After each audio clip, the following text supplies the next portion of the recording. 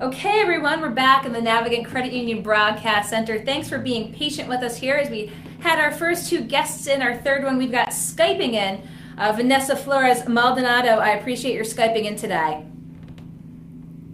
Sure, no problem. So, wanted to catch up with you, of course, after last night at the City Council. The Community Safety Act had seen first passage earlier in the week. Second passage was expected last night, and they had basically tabled the act to postpone it to a further date. Did you anticipate that this was going to happen last night? Not at all, actually. We're in shock that that happened.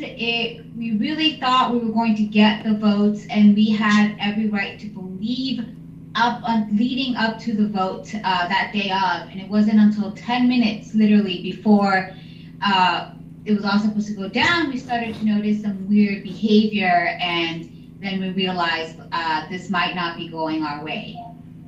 And, you know, this has been a 3-year process of the original introduction, again, of the Community Safety Act with a number of provisions that had been changed along the way with a group of stakeholders at the table. And here we are now, April 2017. What's your reaction to that? Again, this is not as it was originally crafted. There were alterations made from all sides who were at the table. Do you feel that this was the product that was a result of collaboration amongst stakeholders, and then at the last minute that all of a sudden some folks said this is not what we want? Yeah, I think that, we have been having dialogues, trying to have dialogues with so many people. At a certain point, we were chasing down Mayor Lorza to try to get his input on this ordinance. You know, we tried to make sure we included everyone that we needed to talk to.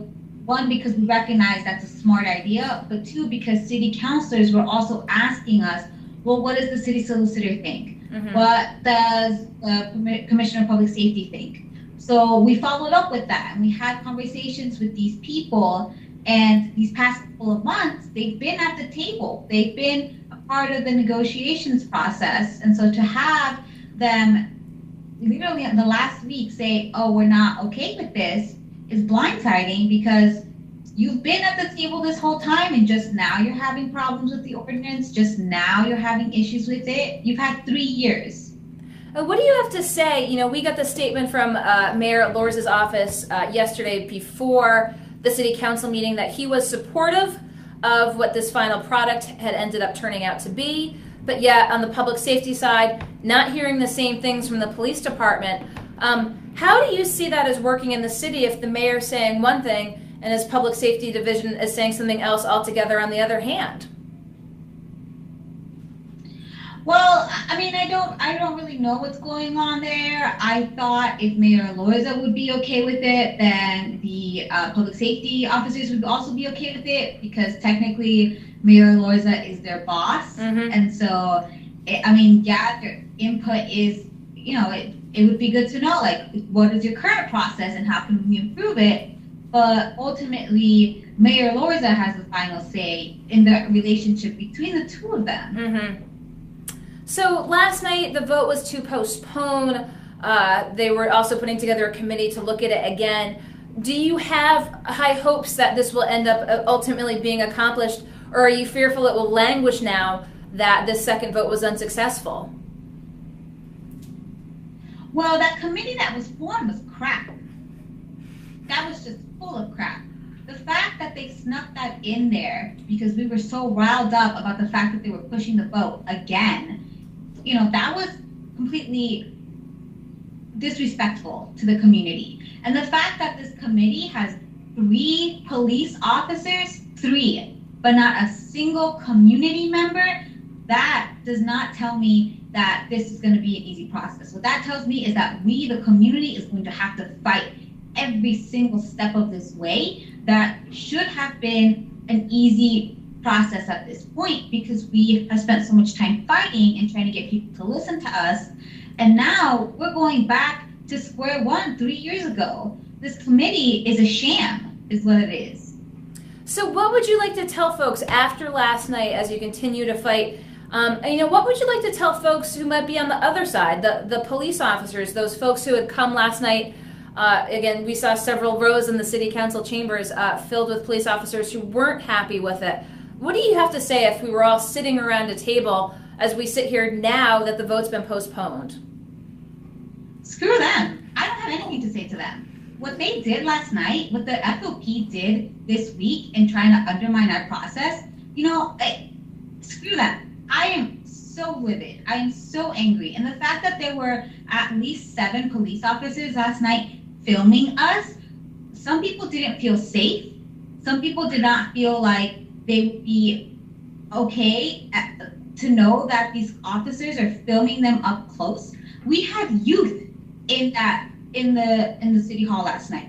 We had young people there. We had queer and trans people, people of color, people who have invested so much time in their community and in this process, and now they've been slapped in the face and stabbed in the back, and whatever metaphor of betrayal you want to insert here, by police officers who are supposed to protect and serve the community, but instead they are endangering our lives. And last night was further example of that. I had police officers putting their hands on me because they were trying to kick me out of a place I have every right to be in. So at this point, I'm not interested in what the police have to say. I'm tired of this because we are saying that we don't feel safe in our community.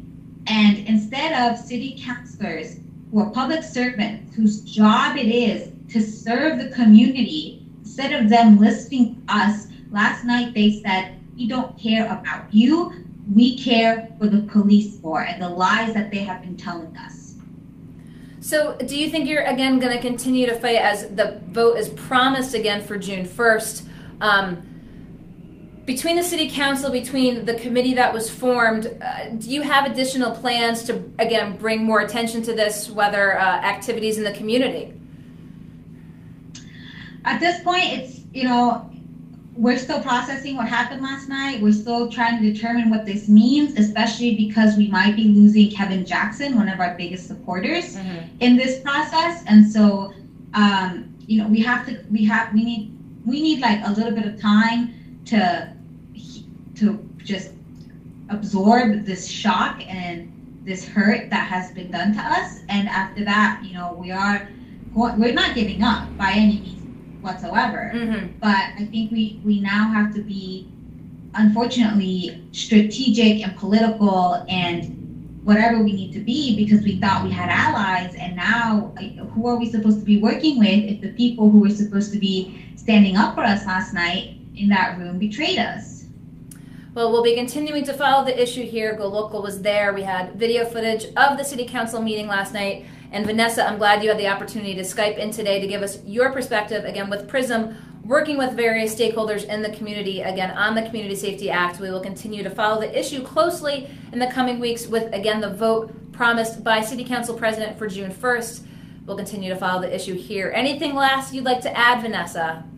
Yeah, I just want to emphasize, this is community. Again, it's not just Prysm, it's not just DARE, it's not just organizations, it's individuals who are coming here and trying to be a part of this process and who are being let down because they put in so much work, and now to have city council say, well, I don't care about your work, I don't care about you, it's just so disappointing.